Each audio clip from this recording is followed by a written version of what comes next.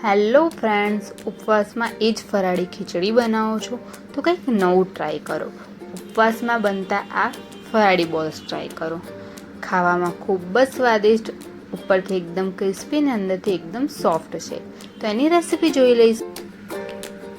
સૌપ્રથમ આપણે એક વાટકી સાબુદાણા લઈશું. તેને સારી રીતે 2 થી 3 વાર પાણીથી ધોઈ લઈશું.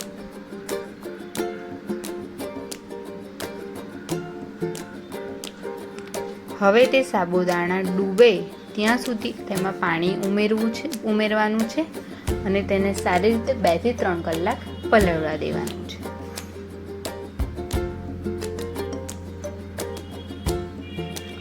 જોઈ શકો છો મિત્રો, 2 થી 3 કલાક પછી આપણા સાબુદાણા સારી રીતે પલળી ગયા છે અને એકદમ છૂટા છૂટા થયા છે. હવે ચેક કરી લઈએ. એકદમ કમ્પ્લીટ સાબુદાણા પલળી ગયા છે. હવે તેમાં 3 બાફેલા બટાકા ઉમેરીશું, મેશ કરેલા.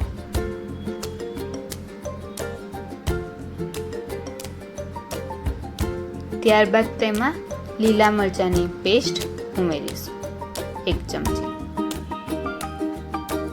ત્યારબાદ તેમાં ફરાળી મીઠું ઉમેરીશું સ્વાદ મુજબ. 1 ચમચી ખાંડ ઉમેરીશું.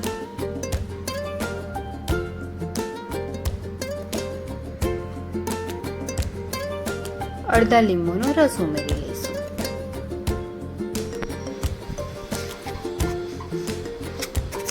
હવે આપણે તેને સારી રીતે મિક્સ કરી લઈશું.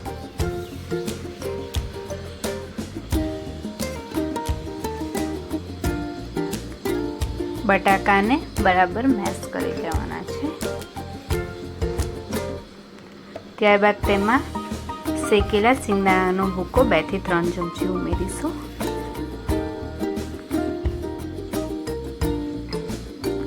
તેને પણ સારી રીતે મિક્સ કરી લઈશું. તૈયાર છે આપણો માવો. હવે આપણે તેના બોલ્સ બનાવીને તેને તળી લઈશું. જોઈ શકો છો મિત્રો, નાના નાના બોલ્સ બનાવ્યા છે, તેને આપણે તળી રહ્યા છીએ.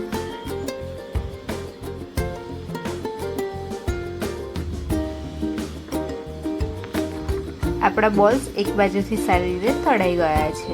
હવે આપણે તેને પલટી લઈશું.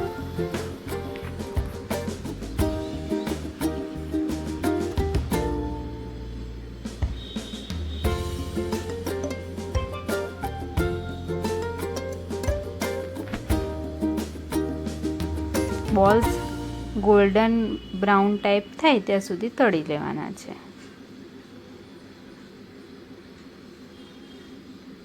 જોઈ શકો છો મિત્રો, આપણા બોલ્સ સારી રીતે તળાઈ ગયા છે.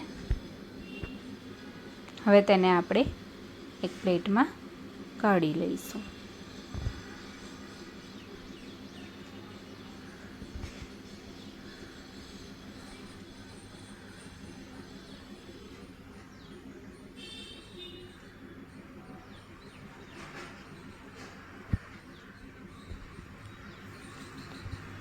આપણા બોલ્સને ગ્રીન ચટણી સાથે સર્વ કર્યા છે.